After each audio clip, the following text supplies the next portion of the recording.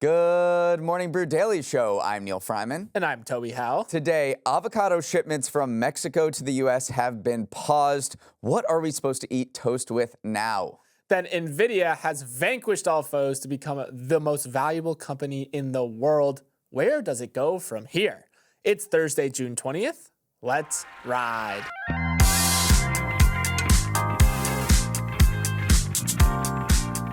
Happy first day of summer, everyone. Today, an absolute scorcher, is the summer solstice in the Northern Hemisphere, which is the start of summer and the longest day of the year in terms of how much daylight we're going to have. If you live in cities like Denver, New York, Chicago, Portland, you'll have at least 15 hours of daylight to play with today. So make the most of it, because I don't want to be a Debbie Downer, but it's only getting darker from here. Oh, come on. Look on the bright side. We have tons of things to look forward to this summer. There's ice cream.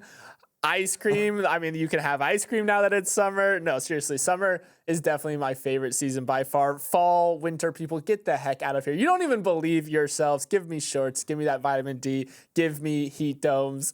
Neal, what do you associate with summer? Like, what's a food that you associate with summer? Peaches. Oh, wow. Peaches, 100%. I mean, there's nothing like a ripe summer peach. When I think of summer, all I do is I can't wait for peach season. I think of like salad season, those alternative salads though with fruits in them, a corn salad, watermelon, feta salad. So we're going to be eating good this summer.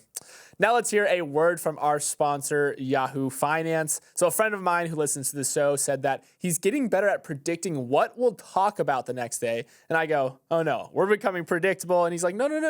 I've just started to read Yahoo Finance's news content. Oh no, our ads are working too well. We'll need to start gatekeeping our purple prints. No, we love that you guys are using Yahoo Finance. It is an awesome place to stay up to date on the latest business news while also having real-time market data right at your fingertips. Whether you want to use it to become a better investor or to predict what Neal's numbers might be that day, you're not going to predict it at all today, I promise you. That is up to you. Yeah, honestly, Neal pulls numbers out of nowhere, so good luck with that. I'd stick with the becoming a better investor part. If you want to give Yahoo Finance a test drive, visit yahoofinance.com or download the mobile app for easy access on your phone.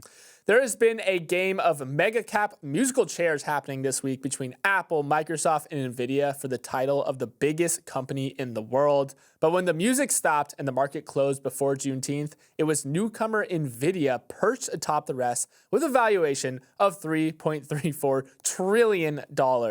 It's the first time Nvidia has held the mantle and also marks the first time a company not named Apple or Microsoft has held the title of largest company in the world since 2019 when Amazon briefly reached the summit. Neal often says that Nvidia is in the pickaxe business during a gold rush. Its chips have been the workhorse of the AI boom with the likes of Meta, Google, Microsoft, and any other company with AI dreams lining up to purchase its chips to train their hungry models. The rise has been dizzying. Last year, Nvidia was the 5th biggest company in the world. 2 years ago, it was 10th. And 5 years ago, it didn't even crack the top 20. But its stock price has tripled in the past 12 months, and now here we are. I want to go all the way back to its IPO.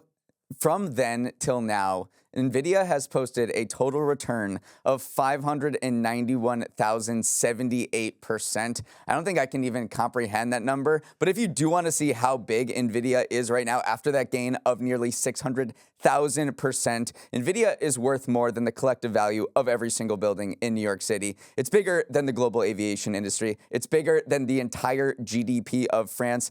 And it's bigger than every ticket sold for Taylor Swift's 2023 Eras Tour if she toured for 3,000 consecutive years. The amount of money this company is worth right now, $3.4 trillion, is mind-boggling. With the AI revolution that it's helping to happen, Taylor Swift could feasibly be on tour for the next 3,000 years. But you're right. Just listen to what people who cover the stock are saying. There's a research analyst, Angela Zeno, who said that Nvidia will be the most important company of our civilization over the next decade, and that chips Nvidia pioneered will be the most important invention of this century. People are speaking like this, like it is the 4th industrial revolution. It's the 4th wave. This is propelling civilization forward. When you're talking on civilization scale change, that is why Nvidia, even though if you look into the fundamentals of the stock, you look into its actual revenue, its valuation seems absurd. But then when you look at the sheer impact it's going to have on,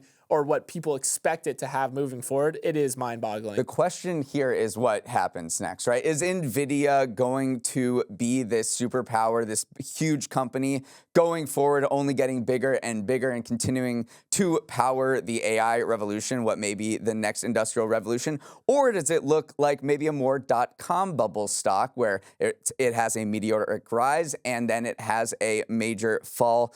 I think you could find arguments for both. I mean, on the one hand, let's talk about maybe the bulls for Nvidia. It is putting up actual sales numbers. I mean, its stock rise has been insane, like nothing we've ever seen before. But in the recent quarter, it notched 262% revenue growth, and the average S&P 500 company posted 5% revenue growth. So it's actually bringing in sales. I mean, tripling revenue year over year as a company this big is almost unheard of. So it really has the balance sheet to back up, not necessarily back up this valuation, but to show that it is growing. On the other hand, if you go back to the dot-com bubble, look at another company that also provided the infrastructure for a new wave of technology, which is what Nvidia is doing. That company, I see, people are not going to know what I'm going to say, Cisco, because we don't talk about it anymore. At one point, Cisco was the most valuable company in the world in 1999, and its valuation has fallen a lot since then as people moved on, as competitors have come into the space. So Nvidia could be the next Cisco, or it could be the next Nvidia. Right. Cisco hasn't recovered to its peak stock price from 1999. It's still trading below that number. Another stat that's potentially concerning, about $50 billion have been invested in Nvidia's chips since the artificial intelligence boom began, according to Sequoia Capital.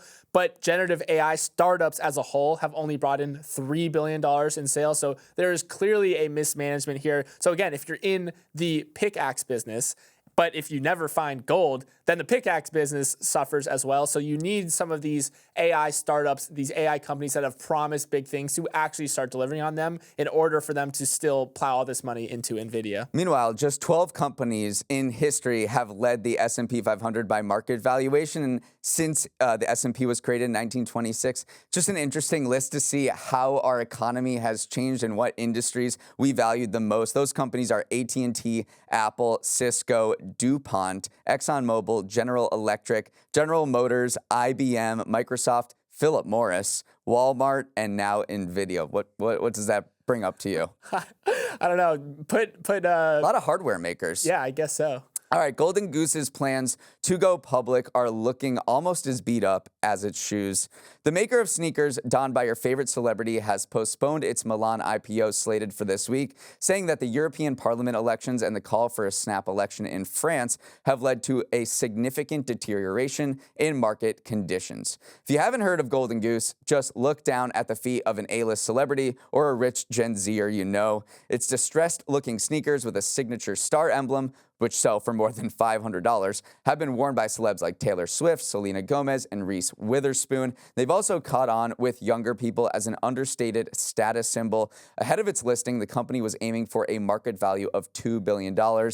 But then the European Union elections happened earlier this month, and the gains by the far right in France led President Emmanuel Macron to call a snap election that could put a big dent in his pro-business policies. French stocks were wiped out, and Golden Goose is putting its much-hyped IPO on ice.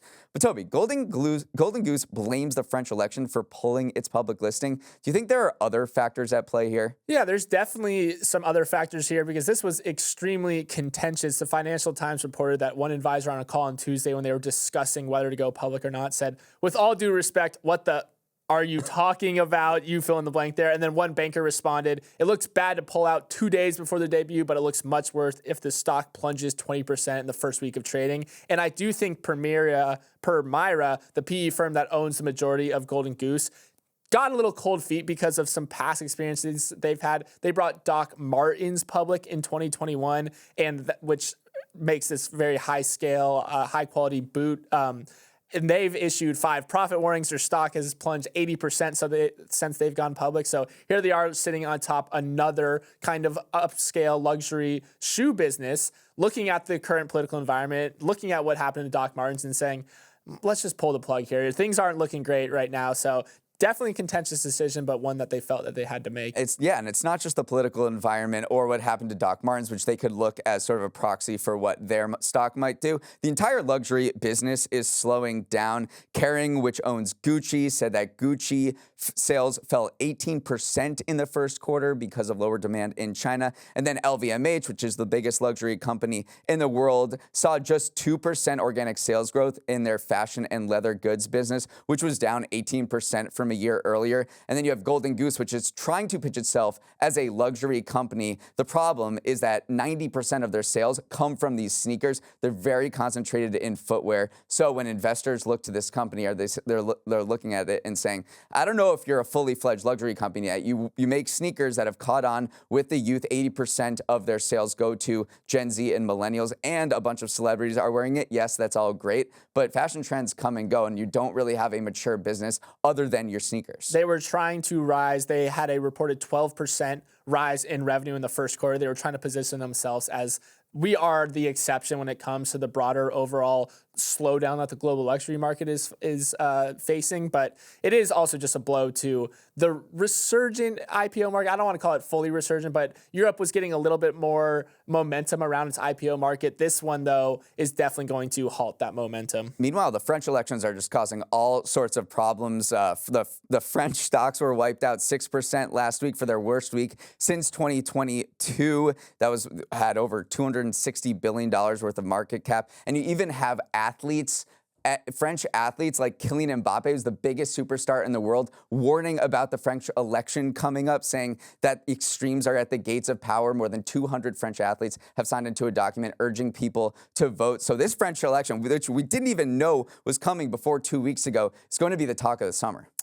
Your side of guac at Chipotle might be getting more expensive after 2 U.S. Agricultural Department employees were assaulted and temporarily detained at a local protest in the Mexican state of Michoacan last week. In response, U.S. authorities have temporarily halted avocado expansions in Mexico. This is a big deal because most of the avocados you do the squeeze test on in grocery stores here in the U.S. are imported from Mexico, and Michoacan is the biggest producer in the country. U.S. employed inspectors are an important part of the supply chain. Since we also farm avocados in the U.S., the Agricultural Department has inspectors stationed in Mexico to make sure exported fruits don't carry disease or pests that can hurt U.S. crops. The inspectors have been released, and Mexican and U.S. authorities are in talks about improving their safety measure before the halt is lifted. But still, any pause in exports of the so-called green gold could impact prices here in the U.S. Yeah, this happened in 2022 as well, when an inspector got a threatening message and they paused shipments for a little bit. It didn't impact avocado prices here. It didn't impact much, and they're hoping that if they get this situation resolved, it won't have any impact on the supply chain either, because the avocados and mangoes that are in shipment are still coming to grocery stores here in the United States. But it just speaks to the boom in avocado industry in Mexico. The United States used to grow them. We never, as recently as 1993, I was born in 1991. When I was born, there was no avocados being imported from Mexico into the United States, and those were because of trade barriers with the United States trying to protect California growers. But the industry here has completely plummeted, and the industry there has boomed, and it's led to a lot of organized crime, cartels getting into the action, which has led to a lot of violence, which is what we're seeing here today. Right. It wasn't until NAFTA really came into place that we did start that flow of avocados across the border. And as demand has grown, as more money has entered the industry, cartels have started becoming involved in the industry. A lot of avocado growers in Michoacan say that gangs threaten them and say, unless you pay us protection money, then we'll make your life difficult. And yeah, it is interesting too, because this is a very concentrated supply chain. It used to be that Michoacan was the only Mexican state supplying the fruit to the United States. Now Jalisco has begun its own export, so it's a little more diversified. Still, it is very, very concentrated in this one Mexican state, and so you don't want to see U.S. inspectors being threatened there. Michoacan supplies a third of all global avocados. So yes, you're right. It is super concentrated. What's one interesting thing about the avocado plant is that it consumes so much water. Some say 12 times as much water as a tomato. So concerns about the water supply are also impacting the potential future of avocado that the United States has just grown to love. And it's just crazy to think that like just a few decades ago, no one was eating avocados, and now it's been certainly one of the biggest global success stories of any produce. Up next, a segment that is guaranteed to get your heart rate pumping. My favorite segment of the week, Neal's Numbers. Welcome to Neal's Numbers, the segment where I share 3 stats from the week's news that will quench your thirst for knowledge like a glass of cold lemonade. First up, if you're wondering whether the buzz over women's basketball has made the leap from college to the WNBA, it definitely has. Sunday's matchup between the Indiana Fever and the Chicago Sky on CBS was the league's most watched game in 23 years, drawing peak viewership of 3 million people. It's pretty easy to explain why. This game was a showdown between Caitlin Clark and Angel Reese, whose teams Iowa and LSU were big rivals in college ball. But the surge in interest over the WNBA is not limited to just one game. Clark, Reese, and the rest of a star-studded rookie class are drawing a historic number of eyeballs to the sport since the season began in May. Fans are packing stadiums. The WNBA has had its highest attended opening month in 26 years. And on TV, the league said it had its most watched start to the season ever. So just what the doctor ordered, right? Well, with all this interest has come loads of controversy, and the WNBA and Caitlin Clark have now become a battleground for culture wars over race, gender, sexual orientation, and other topics that divide Americans. Toby, the WNBA has to be happy the way more people are paying attention so far this season.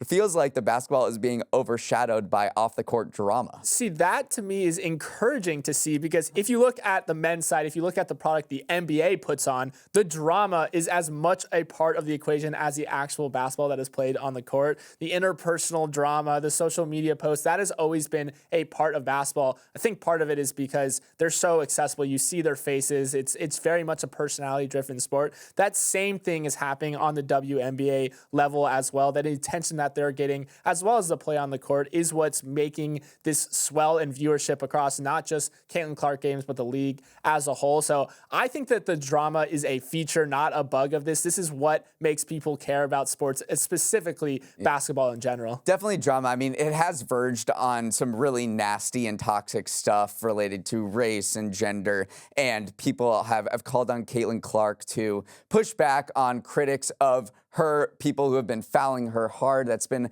a main storyline. And she said, and she did come out recently, said, I don't want anybody to use me to push their political agenda. So this is where we've come to, where it's just become a very nasty discussion. And I agree with you that, drama and chatter is good. It has gotten quite ugly in terms of what is being said about these players. So, I mean, it's just a lot of drama, a lot of chatter. If you turn on ESPN any morning now, instead of they used to be talking about football and the NBA, now they're talking about the WNBA, but it has drawn a lot more eyeballs. Teams' valuations are surging. Mark Davis bought the Las Vegas Aces for $2 million in 2021. A recent valuation put the Las Vegas Aces at a valuation of $140 million. I can't do the math in my head, but that is almost Nvidia-like explosion. So there is so much more interest in the WNBA. So I think it's really good that we were wondering whether all the interest around college basketball would transfer over, and I think it has. And the Fever started to win some games too. So at least the product on the court has caught up to the attention that they've been getting. But Cameron Brink. Come on, the ACL, it's tough. So yeah, Cameron Brink, one of the stars of the roster class of the rookie class, is out for the season with a torn ACL. For my second number, take this scenario. You bought a product online, say a chair, but when it was delivered, it had a leg missing. You're angry, but instead of taking it up with the company that sold you the chair, you call your credit card company, dispute the charge, and they credit your account with the amount you paid for the chair. Anyone done something like this? Well, it seems a growing number of you are. According to the Wall Street Journal, last year, consumers in the U.S. disputed about 105 million charges worth $11 billion with their credit card issuers. That's up from just $7.2 billion in 2019, and the value of disputed charges is expected to grow by nearly 40% in the next 2 years. Why is this happening? Well, calling up a bank and challenging a charge on your account used to be time intensive and complicated.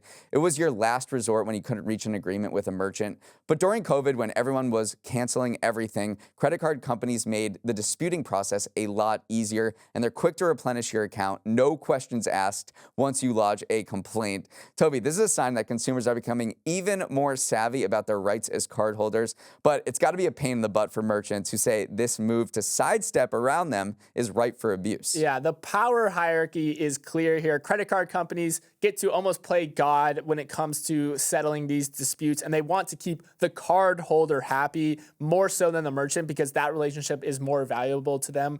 Consumers have more options when it comes to choosing a credit card, so they do tend to want to side to them. And then merchants are at the bottom of the pyramid here. Yeah, this is not necessarily something about, you can call it savviness, but it's also friendly fraud is another term for it, because if you do just want to try to get something for free, then you're engaging in fraud there. So consumers right now face very few consequences. So I do think we're only going to see a rise in these disputes going forward. Half of the 12 largest credit card issuers just give you just say the refund or the chargeback, as it's called, makes it permanent, even if the merchant disputes it and says that you are engaging in fraud.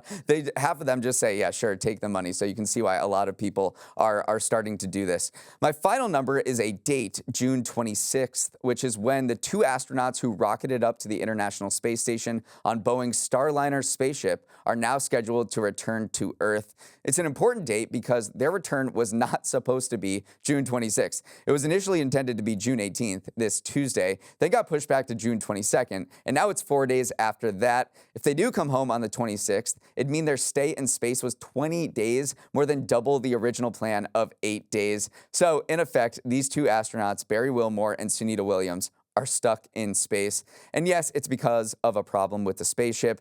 2 problems, actually. One is a series of helium leaks in the propulsion system, and the other are concerns about thrusters that temporarily failed when the ship was docking with the ISS. Boeing and NASA are studying both of these issues before they allow Starliner to leave the station with the 2 astronauts.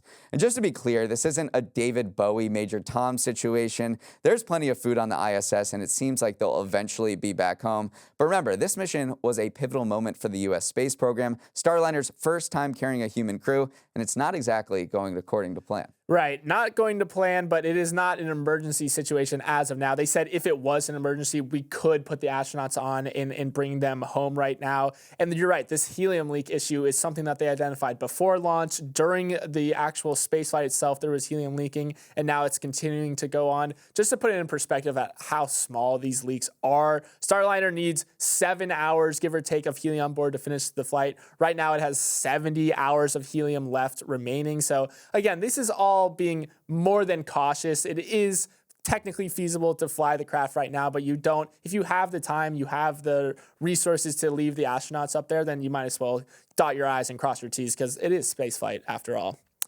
Finally, move over Josh O'Connor and Jeremy Allen White. Hot rat boy summer is out. Chipotle Boy summer is in. Chipotle boys, a term that the internet has assigned to a very specific type of boy, exists in the middle of 3 overlapping Venn diagram circles. You got finance bros, gym bros, and people who love Chipotle. They don AirPods, wear button-downs, usually take their health and fitness seriously, and yes, eat a lot of the fast casual chain, like 6 to 7 days a week of Chipotle. A Bustle piece from early June first identified the phenomenon, and now Chipotle itself is embracing its boys. The restaurant has leaned into the shtick, adding an option to order a Chipotle Boy Bowl on its app, complete with guac and, of course, double chicken. In its description of the dish, it says, "You know who you are." Neal, I wouldn't necessarily call this a new trend, but the internet has codified it, and we have an in-app promotion, so now it's officially a thing. Is it Chipotle Boy summer? Chipotle has been very quick to hop on viral trends. I mean, many brands have, but Chipotle especially, after a reviewer, Keith Lee, started doing something with his fajitas and his tortillas at Chipotle. They started rolling out a new menu item just for that, and they're very quick to hop on this particular trend as well. It just seems like the finance bro has had a come up this summer. There was that viral song. I don't know if anyone's heard it. They're probably trying to skip everything they see on it around TikTok and Instagram, where there was a girl who was looking for a guy in finance,